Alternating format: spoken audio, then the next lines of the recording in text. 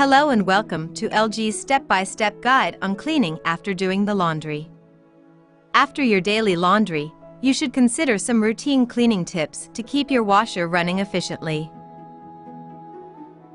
It is best to always remove the laundry from the drum as soon as a washing cycle is complete. Leaving damp items in the washing machine can cause wrinkling, color transfer, and odors. Make sure you have not left anything behind inside the drum. Then, use a soft cloth and wipe the door seal and door to remove any moisture and pet hair if applicable. Also, leave the door slightly open to let the inside dry out. Now let's move on to cleaning the exterior and door. You should immediately wipe up any spills on the exterior and door of the washing machine.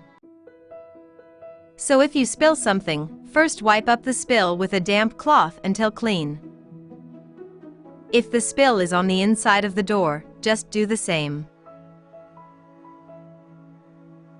Then wipe the same area again with a dry cloth and make sure that there is no moisture left in the crevices or cabinet joints. Do not use abrasive sponges, brushes, or sharp objects to remove residue. Make sure you haven't missed a spot and that everything is dry. Now you are all set for the next load of laundry. Thank you for using LG washing machines.